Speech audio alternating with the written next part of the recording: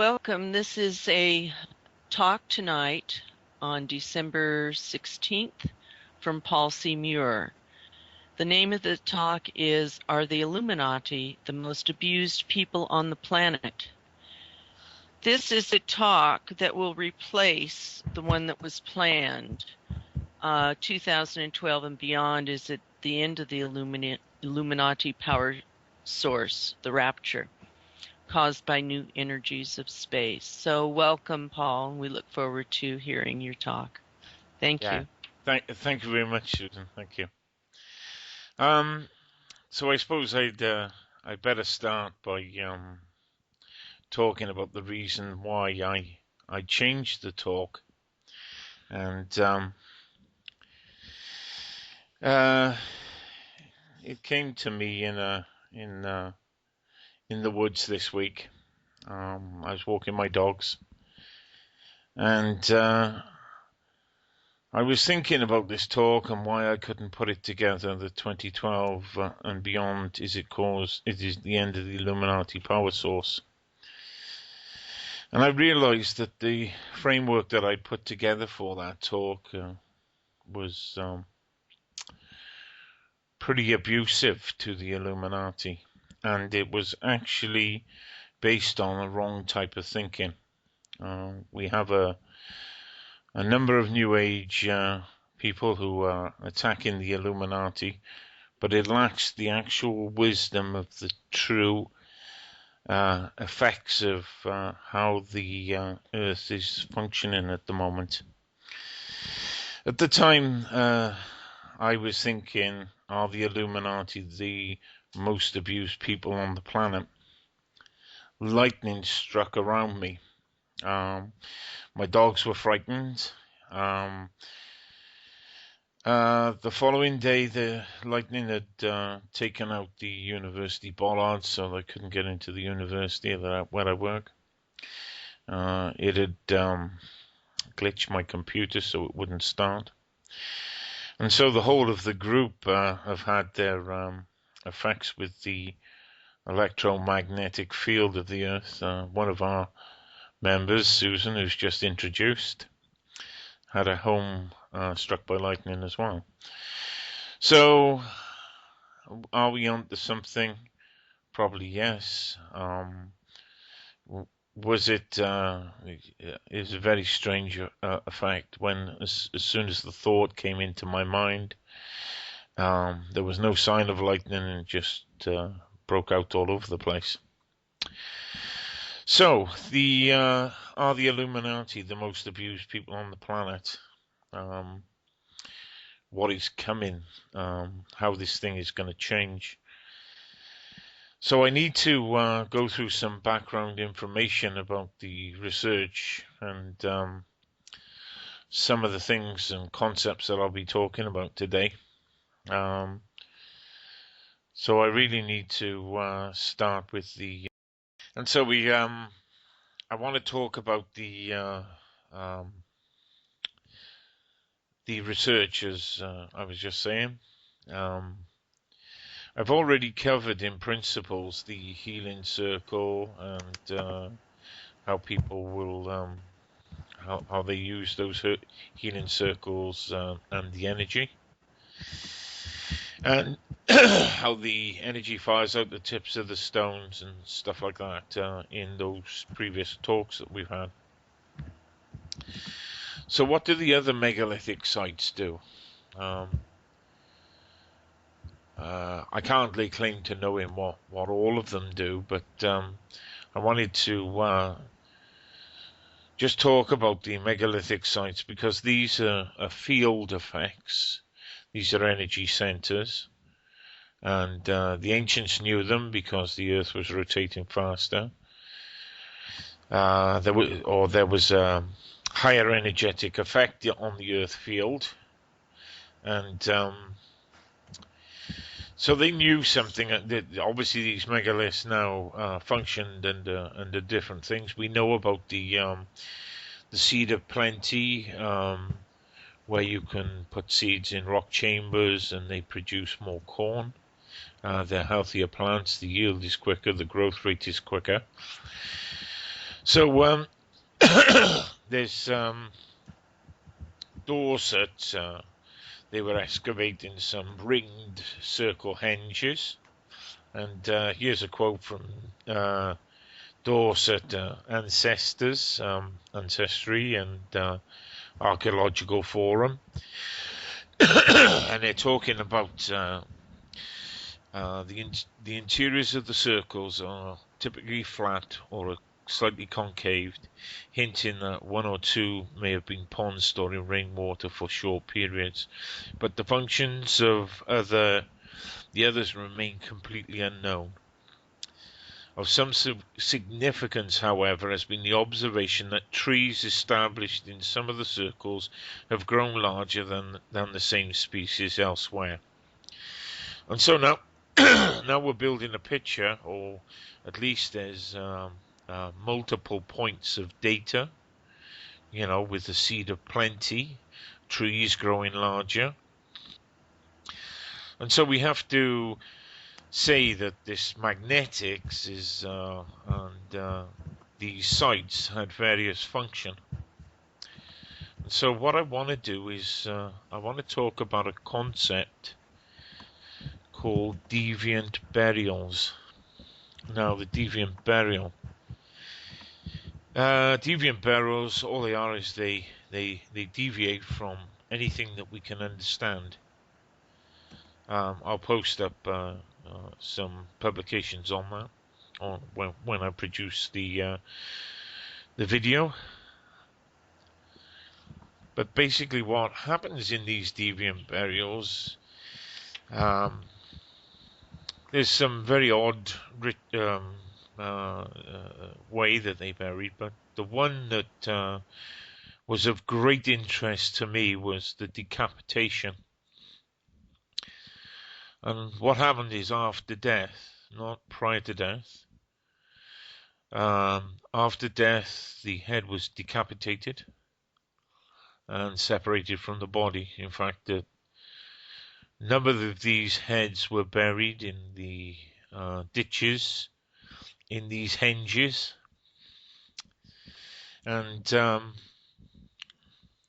spent a long time trying to work out what the heck is going on. Why would they do this? And eventually I took on an sort of semi-experiment, but I was testing out the theory that the mind, the brain, and the brain function holds energy, and it was to separate the energy of the brain or the ego from the soul. Now, these concepts are way, way out there, and I understand that anybody listening to this are going to say, hey, hang on a moment, this man is really out there, So I decided to test out the theory of whether it was the ego, and they were trying to separate the ego, entwining with the soul. Personally, I believe that the soul is a physical thing. However, it is massless or has a small charge. So I took I won't give him the name of but I took a colleague or a friend, let's call it that, who was suffering from problems of pain, and he was a bit like a jester kind of character, where he's larger than life, but he has nothing in his core. And I took him to one of the henges, which is the locations where they used to separate the heads and bury them at the bottom of the ditches. And I stood in there, and I pushed energy through him, and it upset his energy field. And obviously, he was quite happy with his own functioning of his own ego, and it gives a slight indication to me that these were to separate the head and the ego. So these concepts are not scientific. Um, very, don't hold the evidence of other parts of the research that I have. But if you were to ask me, I would say that this was to do with the actual um, assistance that the soul can return to the light without the presence of the mind. That is a big statement. That is hard to understand. That is hard for anyone to comprehend. But I hold to that. And so why do I make such a way out and strange kind of statement?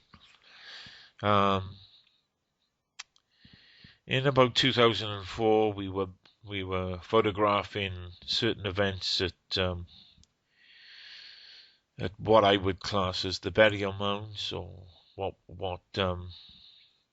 people call a sacred ground, and we captured what we call the orb conversion into the tube or the tunnel with the rings around it. Intuitively, I came to the conclusion that that mechanism is how the soul is accelerated into the tunnel, and with the rings around it. This is where the talk gets difficult. We have number of orbs. They have what I can only say is faces and certain things in them. We keep it away from the research. They usually occur around certain types of people. And we hold that data set, but we hold it privately because it's, whenever I've shown it, people get very upset about it, because the detail in those pictures are very strong. And so I came to the conclusion that the soul is converted into the tunnel. It has rings around the outside of it. And when I was writing the book, I searched for near-death experiences, just to see whether anyone traveling down that tunnel would have recognized those rings on the outside. And on YouTube, there's a couple of people describe the tunnel with the rings on the outside of it, or looking from the inside outwards. And so I believe that the tunnel is actually a physical tunnel, that the soul is actually going down. And so this is very strange stuff. It's not stuff that is easy to talk about. It's not stuff that I'm expecting too many people to understand. Had they been on the journey for the 20 years, had those near-death experiences, seeing what I've seen and feel what I feel, then they would probably be coming along with it very easily. But it's not an easy topic to deliver on. And so we have to look at what all the other places do. I soon started to develop a very strange theory that with the weaker magnetic field, the soul, these energy centers, these sacred grounds, actually switched off. I mean, it's not a good language, but it's the only language I can use. With the slowing down and the ripping away of our magnetic field, those energy centers that accelerated the soul to the light actually turned off. And again, you know, I was looking around for little bits of evidence to suggest that these places were the places of the transformation of the soul into the tunnel. And what is interesting is there's a Wales Online report that people who were ghost detectives were made very ill at these burial mounds. And because of my energetic work and because I can recognize people who have been dabbling in the occult at a distance, I knew immediately that they had entity attached to them. And what this Khan Schleckart was doing was acting on those entities that were trapped inside them. And as it was acting on those entities that are trapped inside them, it was making them ill. This is not the only case. I know of a number of mediums who have gone to these burial mounds, the places that accelerate the soul, and become ill as well. So what I'm explaining here is my idea of people being possessed. And so as you move into these Bronze Age barrows, the Long Barrow, the mounds, and some of the burial cairns, the soul is accelerated back to the light. And if there is a soul attached to the mind, it will disturb the mind and make people ill. So, the concept of the weakened field, the slower rotation, the megaliths turned off, and the burials, which accelerate the soul back to the light, results in what I believe to be trapped souls. Now, there are worldwide cultural ideas on these trapped souls. It comes from the start of when the magnetic field started to decline. And so these all of a sudden popped up as the trapped souls became trapped because the energetic field of the earth was weaker. So what I want to do is just give some evidence of some of the religions and what they thought about trapped souls, or the ones that are lost, because I believe these things to be somewhat controlling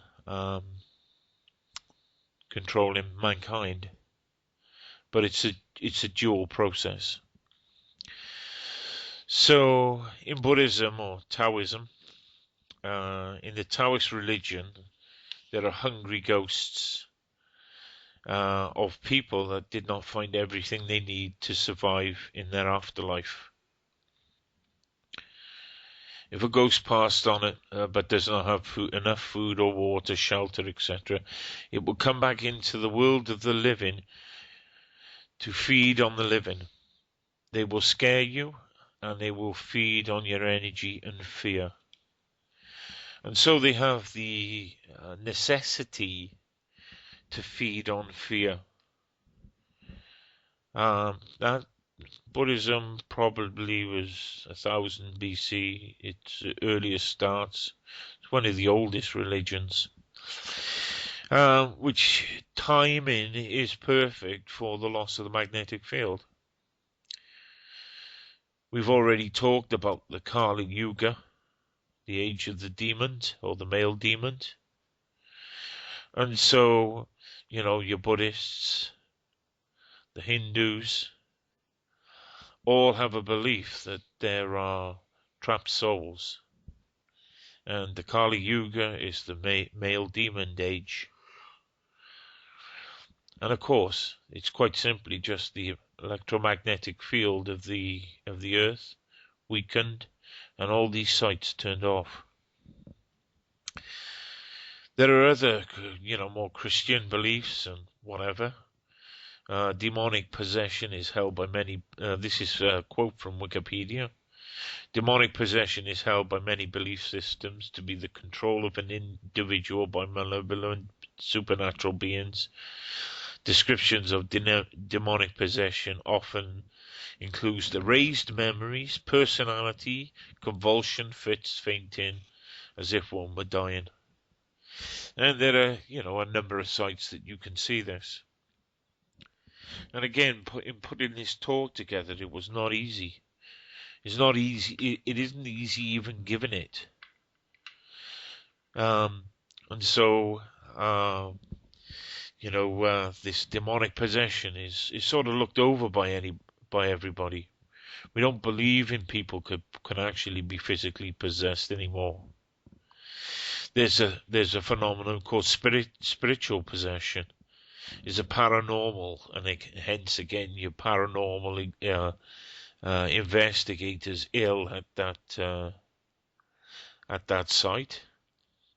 It's a supernatural event, which is said that spirits, gods, demons, animals, extraterrestrials, or other disincarnate extraterrestrial entity take control of a human body, resulting in noticeable change in their health and behavior. So, again, it's just another concept held by many religious tribes, ancient cultures, exorcism in Christianity. I used to deliver toner to a number of churches when I sold my photocopying business, and I was surprised that every diocese has an exorcist. Now, I don't think a lot of people would know that. I did. I certainly didn't. I met one of their exorcists because he was just one of the rector of a certain diocese, and I talked to him about how he functioned and what he did, and so. All of Christianity knows that Christ was casting out souls. So how much?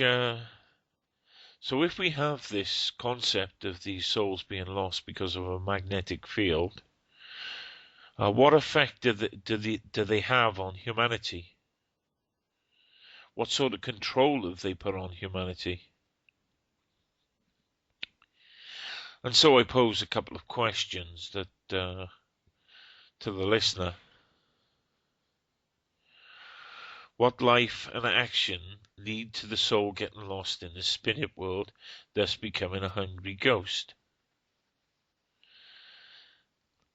How many lost souls, how many hungry ghosts need food for fear? How many are there? And so let's go throughout history a moment, and let's have a look at some of these concepts. If a person takes another person's life, his soul is not fulfilled. It will be attached to the person's life that he has taken. If that person then in battle takes multiple lives, they will all create a sea of energy. Just imagine all the gladiators, all the people who fought for Rome, all of them lost souls. So we have a sea now. All the children that were abused, child abuse, who then go on and abuse again. 80% of them reoffending. Of course, this means that the sea of lost souls is reaching at the end of the Kali Yuga a saturation. And so this is our spirit world.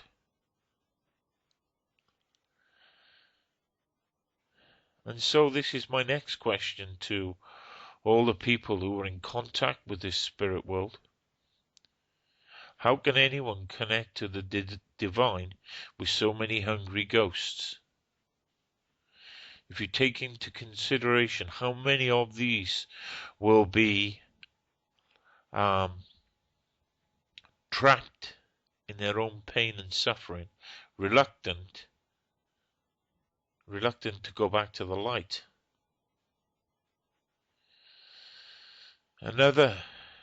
Anyone who speaks to the spirit world and does not there is a difficulty with with how I see mediums and people who talk to the spirit world. And I have to be careful. I'm pausing a lot because these are things that everyone's going to be listening to, and they're going to be finding them very difficult concepts. But the people who speak to the spirit world are attaching to the actual pool of hungry ghosts. And I pose a question for these people who are mediums or talk to the spirits. Why do they not show them back to the light? They use the spirit as a source of information, and the spirit uses the medium for food.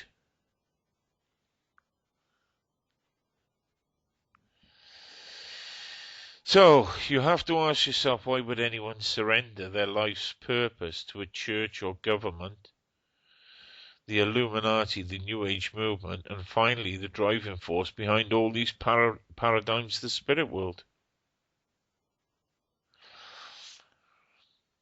Only through the healing of the hungry ghost can we begin to remove these paradigms of control.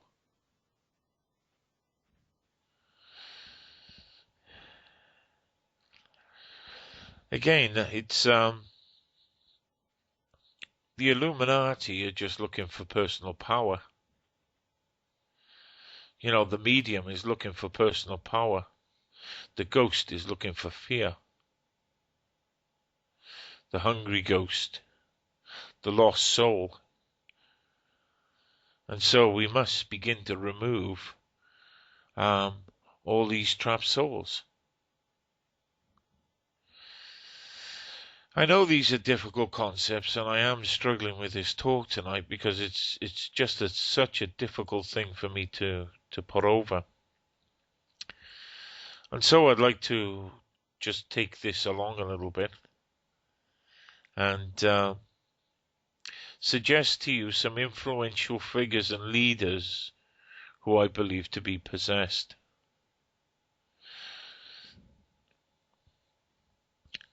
So we'll start at the earliest historical figure, Moses. According to the story in Exodus, God inscribed the commandments on stone tablets. We know, I'm pretty sure that everyone knows the one that thou shalt not kill. There's some debate as to who wrote them, but on when they were written and whether those 10 commandments were actually given to Moses. But we can take it on face value that that Moses may or may not have had those 10 commandments. So he should have known about killing. And in Exodus 17, so what we're saying now is, the people are possessed, these hungry ghosts are feeding on them. The Kali Yuga tells us that we will be in this age. Every single church has an exorcist. And from the Exodus, verses 17, this is what Moses is telling his troops to do. Now kill all the boys, Kill every woman who has slept with a man, but save for yourself every girl who has never slept with a man. So, by the way, all the boys in verse 17 are children. So it's killing the boys. So we have our blood sacrifice. The murder, death, kill age, so the hungry ghosts now can feed off the fear. And we have child abuse, because the troops were told to take these virgin children, girls, and to do with them what they wanted. In fact, the further on in the Exodus, the troops question Moses and say, well, is this okay? Are we really happy to be doing this? If Moses said these things, and if Moses was given the Ten Commandments, he was deranged and possessed. Nothing more, nothing less. So Moses was providing the food for the hungry ghosts. So which are other historical figures, and there are so many. I mean, I could have made myself sick reading the accounts of all these people. But I want to talk about how we look at the Illuminati as controlling everything when it's a dual process. I've already talked about Newtonian occultism. God chose him. So his God chose him to be special. And yet from Newton's own laws, we create no God. So we got a double speak here. We got Newtonian linear mechanistic model of science, and yet he's talking to God. What a way to make people frightened, is to create a universe with no creator. And so there's more food for the hungry ghosts. Fear. That is exactly what they feed off. Darwin suffered with his mental health problems. So Darwin created the evolution theory, which again put a nail into the creator's heart. It led to the eugenics movement. There's that's an interesting concept alone. I'm going to go a bit off track with what I'm talking about, because it's just a little story about the mythology of Darwin. Well, not particularly Darwin, but the kind of evidence that is held up to hold up his theories and things like that. This week I was in the Natural History Museum in the Cocoon, which is the Darwin Centre.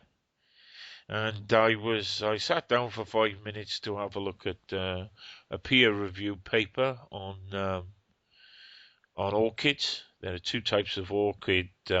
They took two types of orchid. They took 600 base pairs of DNA.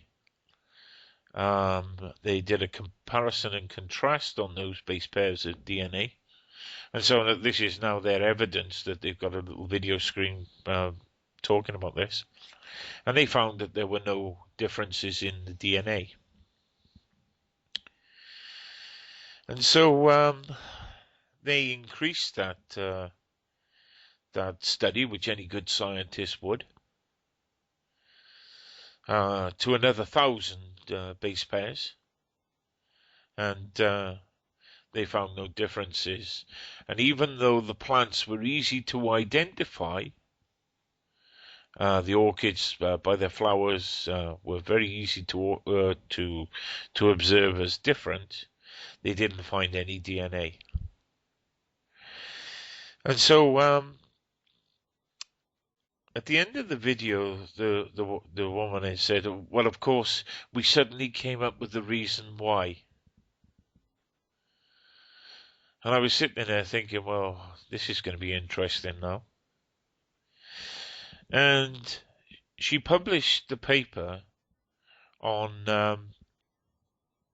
and suggested that the DNA, the modification of those plants had occurred so recently that the DNA had not changed.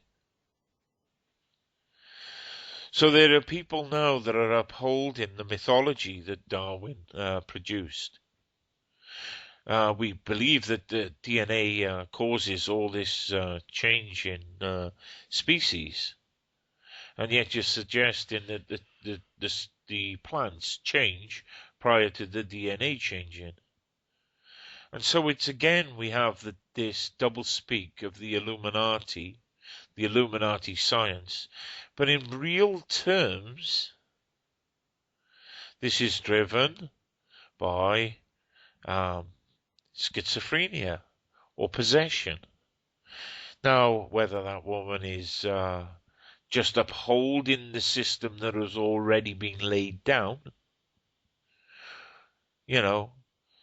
who can say? I mean, if you've got to have your job, then you've got to sing from the company songbook. And that's about it. So I know it was a bit off track, but I thought I just wanted to add, where this double speak of Moses, we won't kill anyone, but we'll rape the little girls. So we'll have a look at some other figures. Tony Blair prayed to God, and God spoke to him over Iraq, and said it was okay to go and murder all those people, or liberate them, depending on what your viewpoint is. I don't want to cause any bad feeling for anybody. George Bush spoke to his god demon, and he told him the same. The Mayans sacrificed people, so they're feeding these hungry ghosts. There was slaughter and mayhem over in Iraq, and we've got a number of wars which are still feeding the hungry ghosts. And so we look at and so we've got a number of deranged to the people who were at the bottom of the pyramid structure, the people on the base ground, who look at this thing and say, well, why are we doing this? Why are we? I don't know many people who want to go out and murder anyone, and it's against the human nature.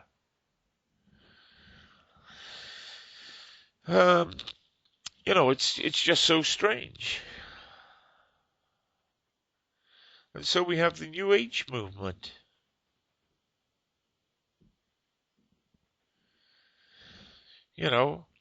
These people who are channeling entities. You imagine the pool now. So we've got this pool of souls that have all been murdered in Iraq, Iran, over the ages, Hiroshima, out of Hitler's murders. We can just name so many of them, and we really, really think that all these have transferred back to the light. That we think that the New Age movement can channel divine beings from different star systems when the goldfish bowl is full. How many of them have got rid of their ego so that they can actually talk to the divine? Because there is no way you can talk to the divine through the self, through the mind, or through the ego. And if you haven't got rid of all your pain, all you will have is a hungry ghost. So we look at people like Michael Tsarian, right? And I absolutely adore his work. I think it's great. But he abuses the Illuminati. He never mentions about the hungry ghosts. As an occultist, you would have thought he would have known about that. He would have warned people about communicating with things that are not what they say they are. How many people channel Jesus or or the Archangel Gabriel? But he himself comes from an occultist background. His grandmother was a world-famous medium. The intellect of Michael Tsarian is always on about the intellect and ego. They're his favorite subjects. But these are mind functions, the functioning of the mind.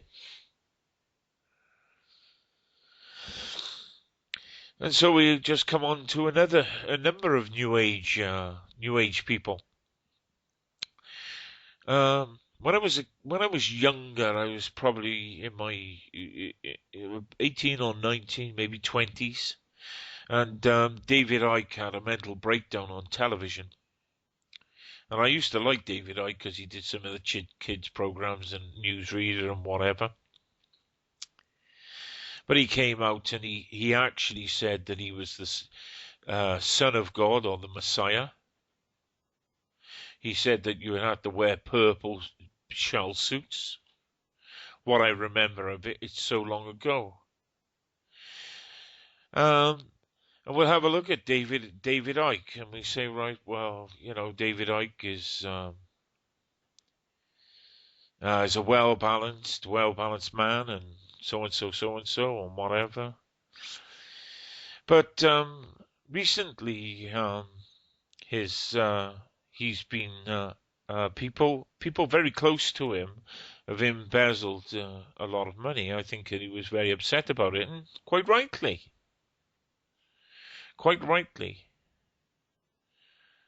But this means that his judgment about what is actually truly going on has a flaw in it. And if that judgment is flawed, he may be possessed by these very same beings that are informing him partial truths.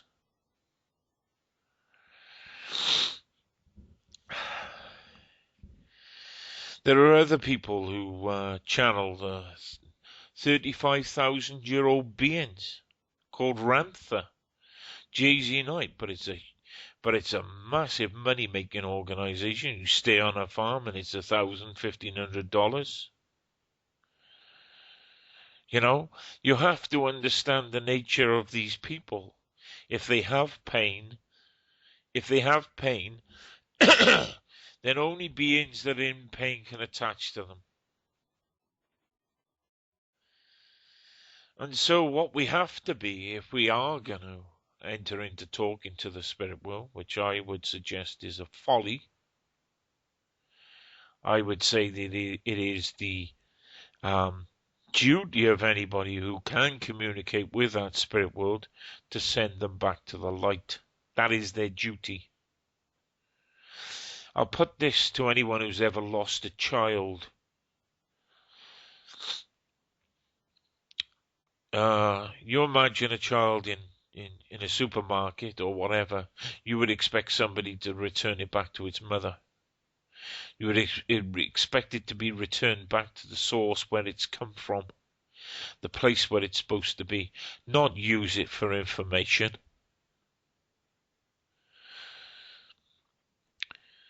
And so we have an age of the possessed. We have the people looking for personal power, whether it's in occultist ritual, and the hungry ghost feeding. So it's a dual thing: the ego and the food for the hungry ghosts. And so what I'd like to talk about is the occultist movement and the Illuminati. The blood sacrifice ritual. Again, these Illuminati are being abused by the spirit world. What they have is the most depraved spirits that they are connecting with. And so we'll have a look at some of this ritual, which is hidden in illusion. The distributing. This is talking about the communion, which everyone will go, I don't believe you're way off there or whatever. The distributing minister, the body says the body of Christ, the blood of Christ, according as the elements distributed in the consecrated bread and the consecrated wine, the body and blood of Christ.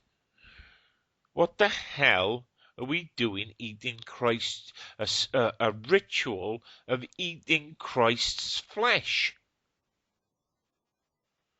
And why are we drinking his blood?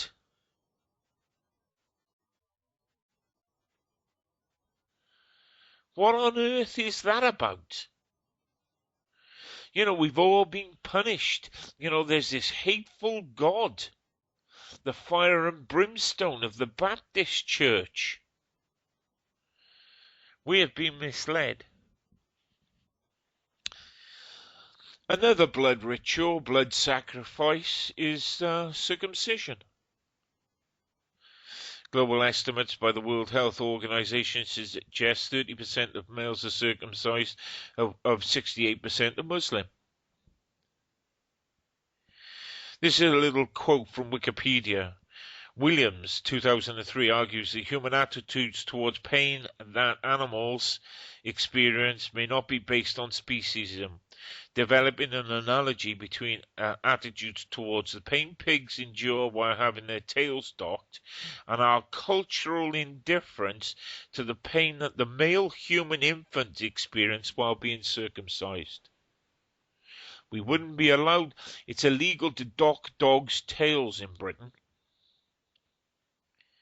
And yet we can circumcise babies who are innocent. And so we have welcome to the Kali age of the demon. They are introduced to the pain and suffering and blood ritual from the first day. There is another thing that obviously the manipulation is of the spirit world to the people who are seeking power. It's a two-way thing. And so what else will this do? Well, obviously the baby will suffer, and there's a thing called foreskin sexual function and sexual dysfunction, where the penis loses sensitivity. And so what that does is brings aggression into the beautiful act of lovemaking. And the hungry ghost can feed on that pain as well. Supper time. And so there's a little bit of another website I came across, which is about Talmudic law. I don't know how accurate this website is, but I want to read it to you because I think that if this is right, then this probably puts the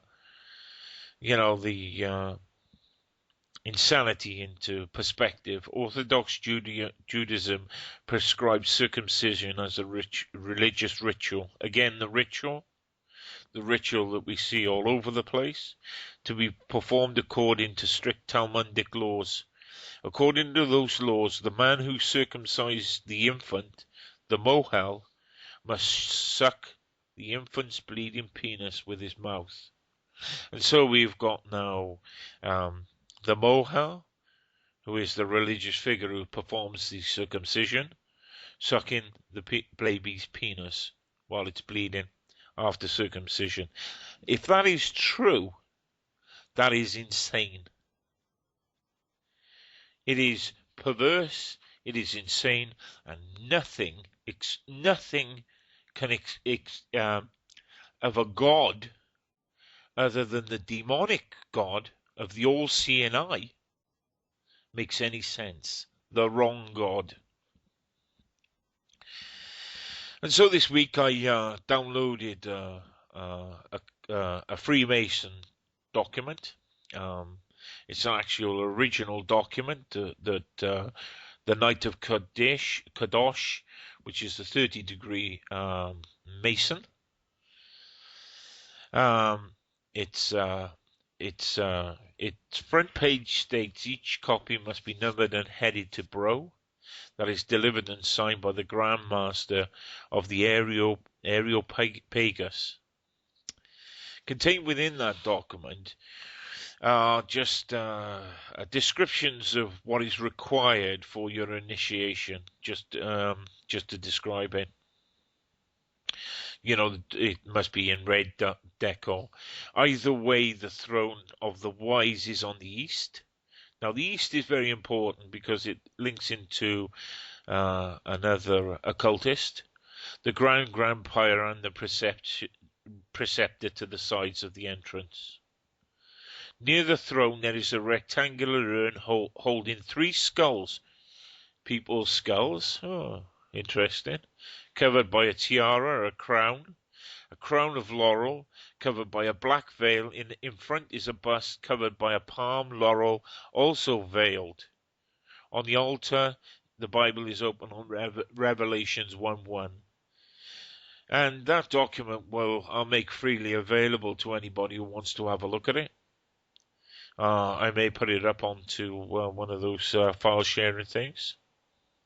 And so what is all this about the East? And, all this ritual, it's all to create fear, sexual perversion, the whole lot of it.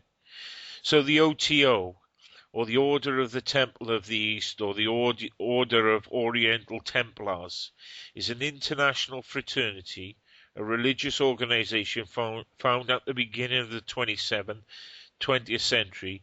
English author and occultist Aleister Crowley. He has become the most well-known member of the order. Originally it was intended to be modelled and associated with Freemason, but under the leadership of Crowley, OTO was reorganized under the Law of Thelma as a religious organization. What the hell? What on earth is going on?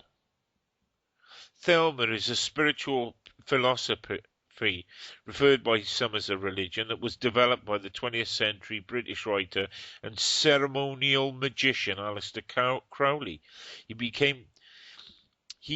He came to believe himself to be the prophet of the New Age. The Aeon of Horus, and again this Aeon of Horus is referred to in the Knights of Kadosh, based on a psychic experience that he and his wife Edith had in Egypt. Another man possessed. The Thelmic pantheon includes a number of deities, these are just lost souls. These are the hungry ghosts. We are feeding them back. The self-regulating feedback mechanism at its best. The soul needs fear and we need power. In the age of ego. And so the Aeon of Horus, which is his new ethical code, would be followed. And what is stated as the new ethical code, do what thou will, shall be the whole of the law. It doesn't really matter. Well, we can see it. Do what people are doing what they want to do. It continues. This statement indicates Thelemites should seek out and follow their own true path, known as their true will. The philosophy emphasizes the ritual practices of magic. What are they giving up their powers to? They don't even know. You only have to look at Alex Jones' Skull and Bones Bohemian Grove video that he snuck in. That you can see that, that ritual in full flight. There is a letter, actually, from the Yale Club that states that they have Geronimo's skull. Well, we already know it's a requirement of the Kadosh to have 3 skulls. The skull and bones. And so, what is this? Who is the abused and who is the abuser? The Illuminati worship, or have as one of their bit of magic, the pyramid with the all-seeing eye. And at the top of the pyramid are the Illuminati, the world elite. And above them is the all-seeing eye of their God.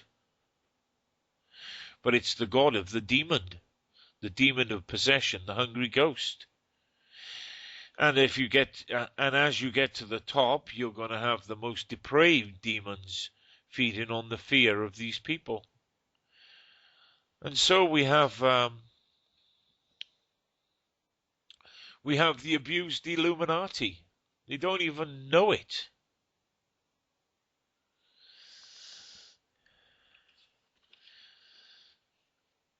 And so we come to the principle of the souls being trapped by a lower magnetic field, which I know people will find as strange as the concepts I've talked about. I'm looking for signs of a quicker rotation, higher energy, and the emptying of the spirit world. Even when the original body was lost to this is a quote about the Yugas, and I just think that because they're talking about the change in these ages. Even when the original body was lost to a hungry animal, this did not disturb the soul.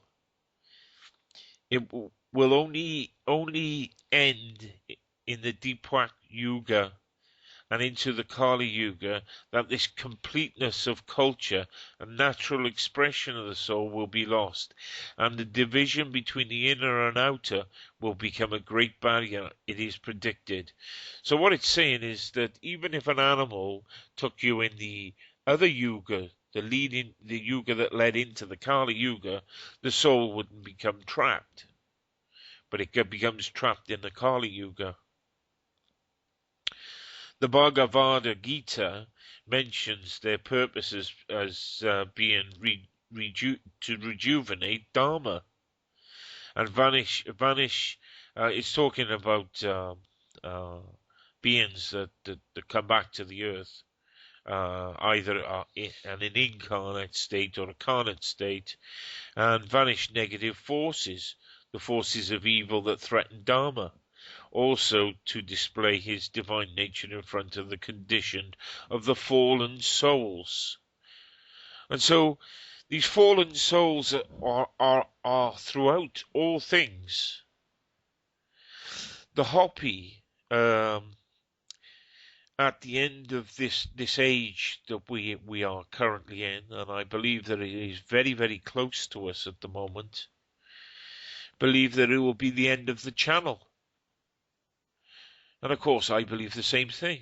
Quicker rotation, the activation of the burial mounds. The burial mounds purge the souls return back to the light. And we have the end of channeling because they can't channel anything. There is a thing in the Bible called the rapture. The dead will rise first. So in this time of change, the dead will rise first.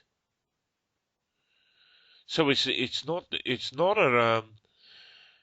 for the living, it's for the actual hungry ghosts. They'll be taken off planet, or they'll be taken to the place where they need to be, wherever that is. I do not know where that is. I cannot claim to knowing where that is. The only thing that my research tells me is the soul is eternal. My experiences tell me that, my near-death experiences, and they travel into tubes with rings around them. With these spirits and hungry ghosts gone, through the rebirth of our sun on our Earth's magnetic field, the Kali will end. The demons will go. We will lose our controlling influence. And as predicted by the rapture, there is also, because a number of the group who are I'm giving a talk to belong to the WebBot forum. There is some interesting things that the WebBot forum and Cliff High's data, which is currently being released, is suggesting. There is a thing called the data gap, and this is a quote from a WebBot forum member. Which is a reference in a book on remote viewing. But with all this, and this is about the data gap, which is predicted to be occurring from March onwards. How long that lasts, I don't know. It's a linguistic package, the web Cliff High's work. But it goes, this post was put on the forum and it says, but with all this said, the data gap is likely a change in electromagnetism that affects us and could even be like psychics not being able to use their abilities during certain periods of the day. Joseph Moneagle, as in his remote viewing book, secret book. So even people who are looking at remote viewing are recognizing that there is this inability to psychically see past 2012. Is that because the source of that psychic nature is the spirit world as described by the hungry ghost?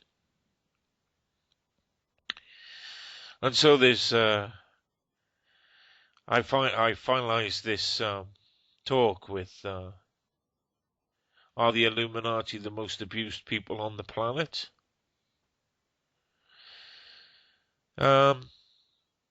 Yes, they are. Yes, they are. The people at the bottom of the pyramid, even though they feel more abused, they are less abused. They don't suffer the depravity of the dual feedback system, the absolute fear that the more psychotic of the hungry ghosts and the more psychotic of the ruling elite need. So I pose this another question before I finish, and it is a very disjointed talk. I may have to redo it. Would we class a psychic medium as the Illuminati? I'm not sure that we would. But they are as controlled as the Illuminati. In fact, it goes for all of us in this age of Kali demons. And so this talk which is rather haphazard, I must admit, a final thought. Do not blame these lost souls either. We have to, as all perfect masters teach us, show them compassion. And with that compassion, we direct them to the light. I'd like to thank everyone for listening. I apologize for its disjointed nature, and I will take questions now from anybody if they want to. Thank you very much. Thank you very much, Paul. I just have a few brief comments for the listeners. There was some breaking up disruption. We all experienced it listening.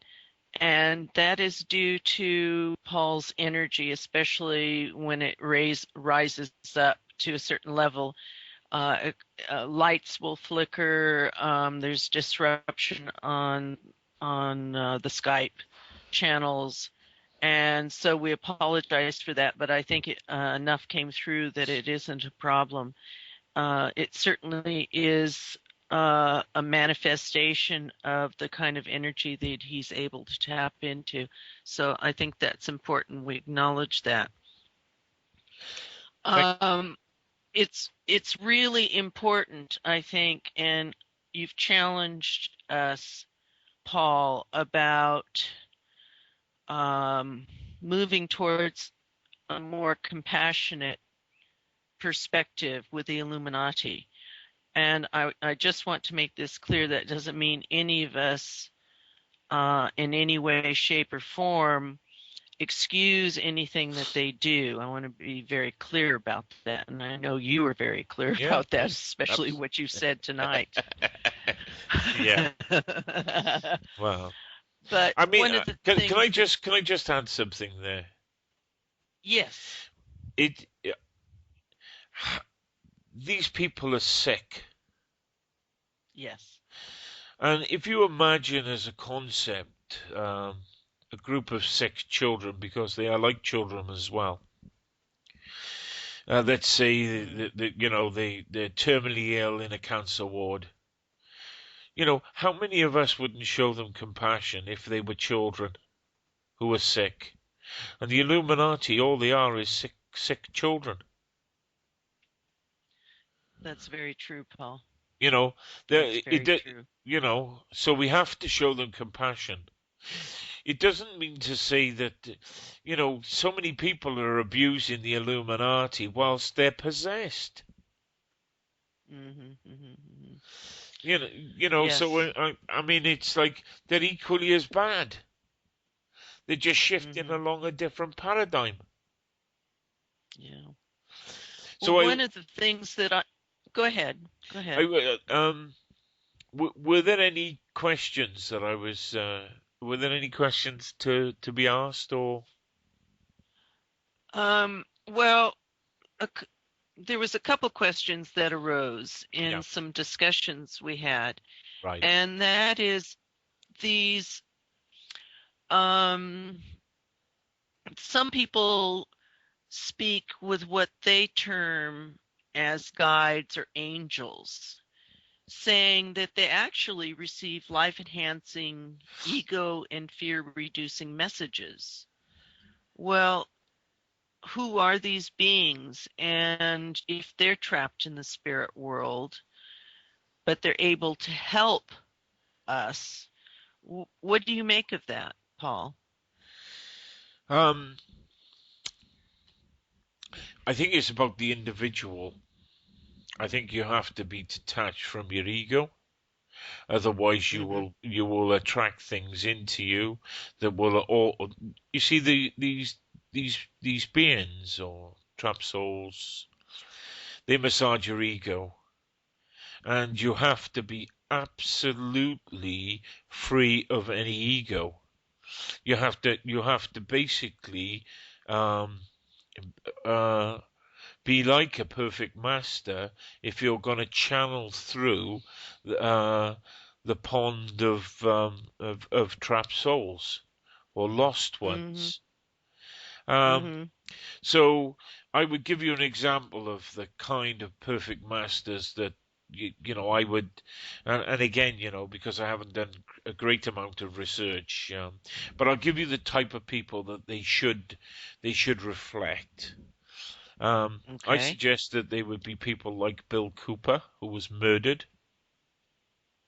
Mm-hmm. I would Okay. suggest that they would be people who could get through this because they're free of the self as Gandhi. Mm-hmm. Mm-hmm. The kind of people who could do this are in those categories. So if you tell me that there are people, of such standing, and there are, there's no doubts that there are. I mean, I see Mm-hmm. compassion from people in my street who've got no money, Yeah. but they're not likely to be looking for personal power. They're not going to be likely to be looking for information from the spirit world. They have everything they need by giving somebody, um, by showing their actual actions of compassion. They're not looking for Mm-hmm. the next bestseller. Right. They're already doing their compassionate work. I don't need to Mm. talk to the spirit world. I mean, sometimes it wants to talk to you, but That's that's the true. nature. That's true. But that's the nature of possession. And anyway, it is such a. You have to be so disciplined in not falling for it. Mm-hmm. Mm-hmm. Well, in Buddhism, there's bodhisattvas that are considered enlightened beings who delay reaching or merging with the source. And that's out of compassion for other sentient beings.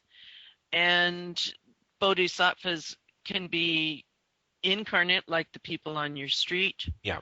or they can be discarnate in the spirit world, but they're assisting and guiding suffering beings to reach the source. I Yeah. mean, we could all do that, like Yeah. you said earlier.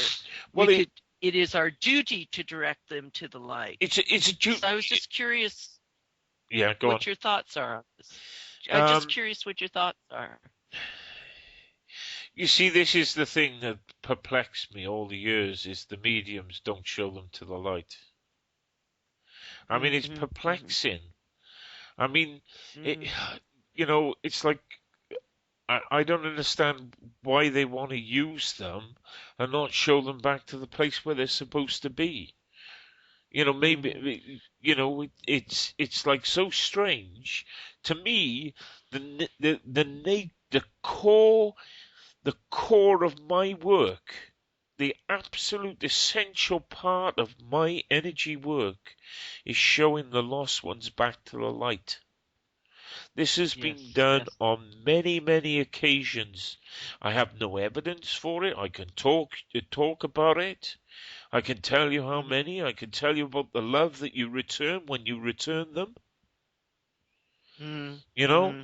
But at the end of the day, it is essential that we do this work. Yes. I mean, it's a bit like us not cleaning out the pond, I mean, we're living in a pond that's polluted, but I don't mean to say that these souls, when they go back, sometimes they're so ashamed. Yeah. And I keep on telling, when they're there, it's not a communication as such. You just say, go to the light. You push energy into them, and they'll go to the light. Yeah. Yeah. Well, you just said something that I think is a really good criteria for judgment and discernment. Do these entities use us or other people? That's really, really important. Are these spirits helping others go to the light, or are they using someone? I think that there are individuals who can show spirit back to the light. There are people who show the spirits back to the light. That is the proper job. That is the job. Yes, I agree. And I think that the fundamentals of Christ was. I mean, I don't like the idea of casting out demons or casting them into swine, and that is one of the things that perplexes me about what is written about Christ. I don't understand why he wouldn't send them back to the light. But then, of course, there's been so much rubbish written about what I believe is a perfect master. Because I was listening just the other day about some other gospels that talked about Christ's fundamental work of actually taking them back to the light. But of course, this isn't in the mainframe Bible, and I haven't got any anything to cite or to show on any video that I put together. So if that is the case, that he was casting it into pigs, then I would find that strange from my point of view. Of you have to show them back to the light, to the place they need to be. That is just a fundamental of the work. And through emptying that, we can stop the world's derangement. Yes. Just help it along a bit. Yeah. Well, what are the signs of being attacked by a spirit is another question. Right. How would you describe that?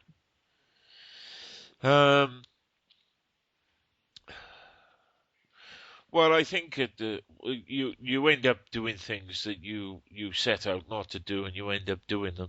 You end up doing things that that aren't right. I mean, there's a lot of categories that can fall into that. You end up just like a woman would end up sleeping with a man she doesn't like. Yeah. You know, Yeah. or and I mean, or the man that she desperately loves, and she'll cheat on him, or I mean, it's all sorts of things. It's anything to create chaos. Ah. Okay. They have to have chaos, and the chaos then leads to pain and recrimination. Obviously, It, it's a very simple thing that the voices people will have, oh well, we see the very deranged where they go out and murder people. But mhm. that's the extreme case of it. The very subtle Yeah. cases of it are very much like your Jay-Z night, and other people who channel. I mean, I would say that there was a possession of David Icke. I mean, let's face it with David Icke, right? I mean, I love his work. I think his work is excellent. Again, another person who I think is, but he didn't see the people who were going to embezzle from him. He trusted Mhm. he had wrong judgment. Yeah. Right? Now let's have a look at the man that he's associated with, Credo Mutwa. Have you heard of him? Mhm. Yes. So he's an African witch doctor, and on one of his interviews, as part of his to show that he wasn't afraid of the occult, he lays claim to, on an interview, chopping a living man's hand off. Mhm. Well, if that's not Mhm. witchcraft, nothing is. And I mean, Mhm. this man is the man who told him that the moon was told into place by aliens. So, Yes. let's say that David Icke's judgment now, right? If David Icke wrote to me and I would talk about the Orb Fugalite theory, I could tell him Mhm. about the stone spheres and the geological samples that I hold for the Orb bar wave. And I could tell him how Robert T. Mason's work um, suggests that in conjunction with my work, would give him the way the moon was formed Mhm. out of the sphere, and the wave of energy, the electromagnetic wave of energy disturbing our planet, sending dust into the atmosphere, fusing it electromagnetically. All the features on the surface of the moon, or a number of them, are similar to what I've recorded in the digital images of an orb. But Right. it's way beyond anyone's understanding. And so Mhm. we get bad judgment. And so, you know, quoting a witch doctor's story of a serpent and serpent Yeah. people. I mean, So, yeah, yeah.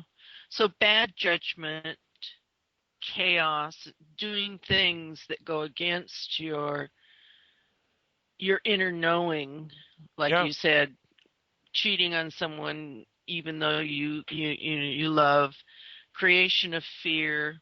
yeah, Also, this sounds like creation of guilt, which would then become a spiral in on itself. Am I yeah, following you right? yeah, yeah. And Are there's a there lot. are there any physical symptoms sometimes? Well, I mean, let's talk about a man who was worked on a schizophrenic ward. He was a nurse, Uh-huh. but these entities that were possessing those people would come into him, and whenever Mhm. he drank alcohol, he would beat the living daylights out of everybody, including his wife and his children. Yeah.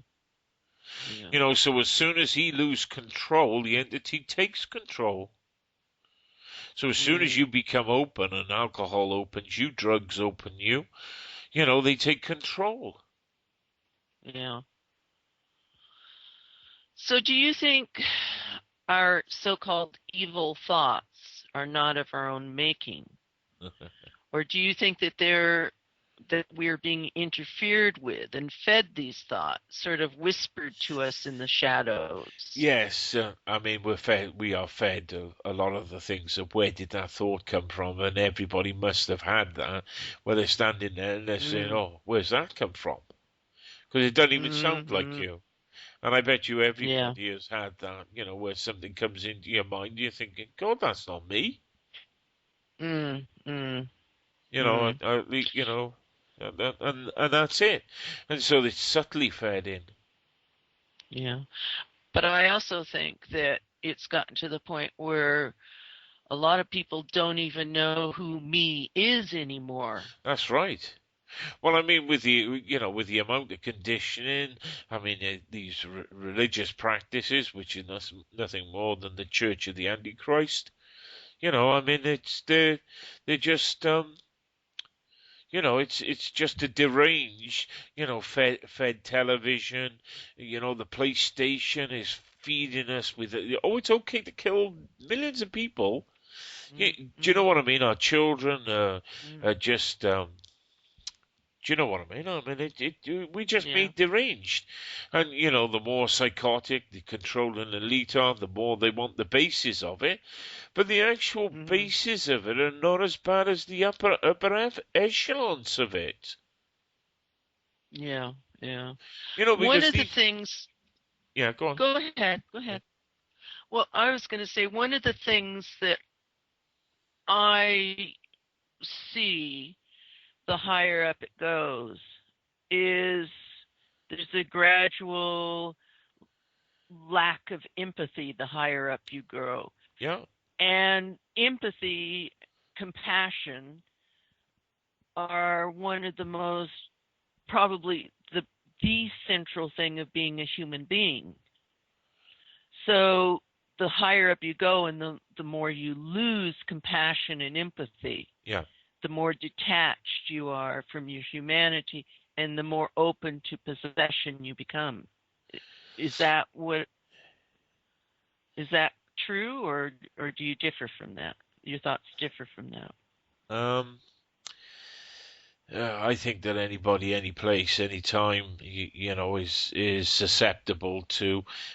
It runs through families. If you've got a psychic medium in one family, it will be passed through another Mm-hmm. generation to another, and so the child will be.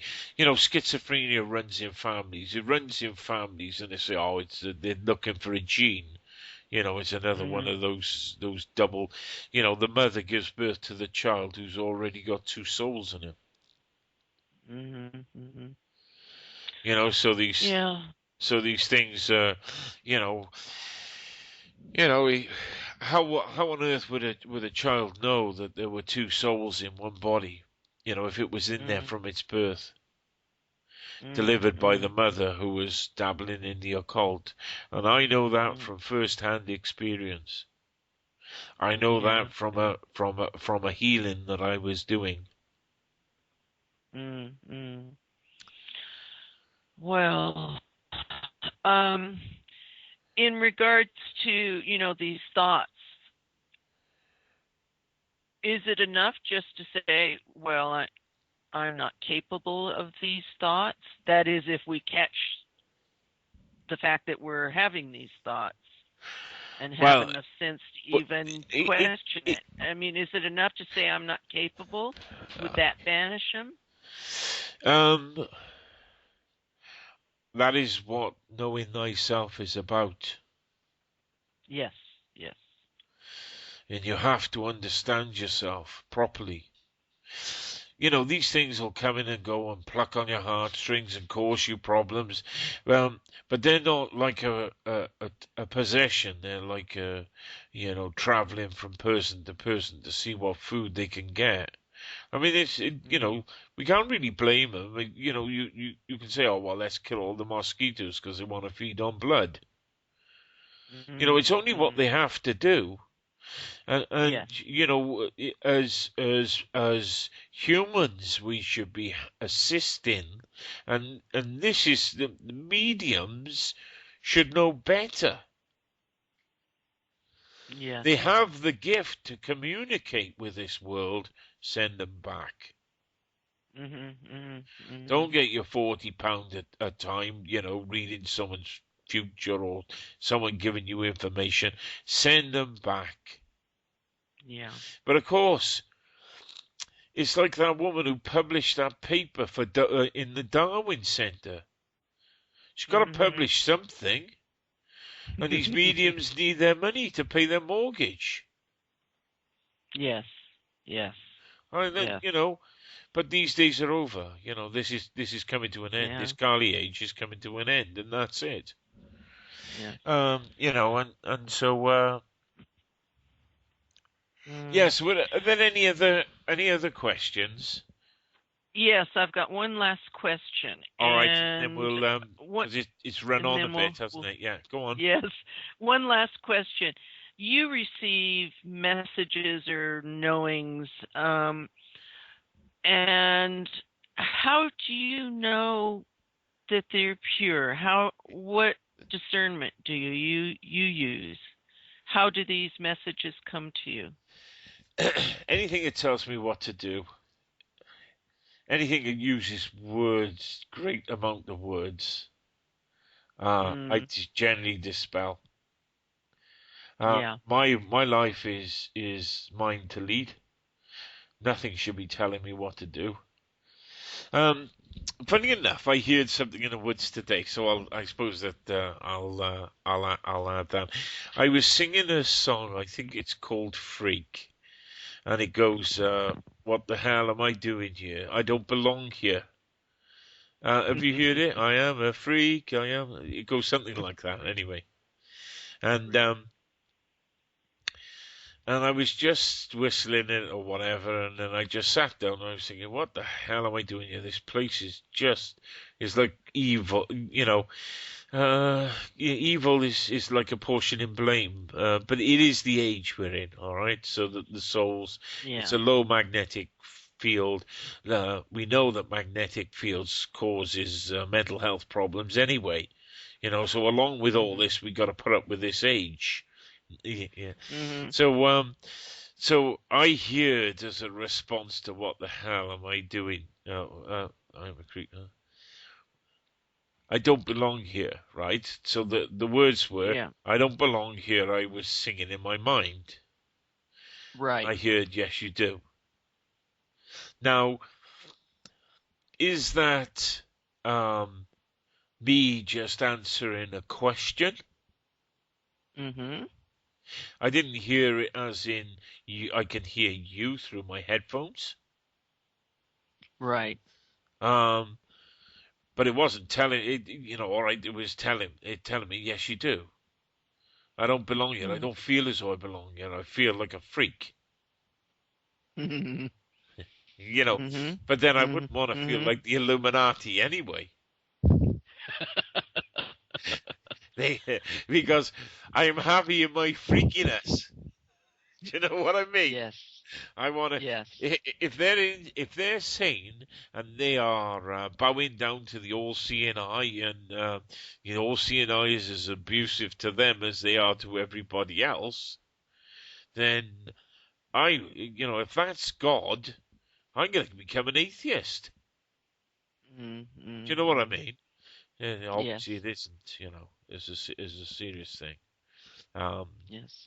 This is just the Kali age of the demon. That's it. All the lost souls, all the trapped ones, the low magnetic field, the burial mounds not working. I mean, that's basically all it's about. I mean, as the new energies come in, the rotation increases, the energy centers start to work again. I mean, this is why some of these obelisks and all these are built on the energy center, to rob the field, to fill it full of hate. Right. The rituals are done on these fields. Pour in the murder, death, kill back into the field so that it will never accelerate the soul back. Yeah. Well, Paul, I want to thank you, and thank you for several things. First of all, you call us all to a greater depth of compassion. you also call us out of the blame game. And I think that this is exactly what we need. And thanks for the courage. We Yeah. all need a little bit of it. So thank you very Thank much, you very Paul. much. Okay then. Good night. Good night.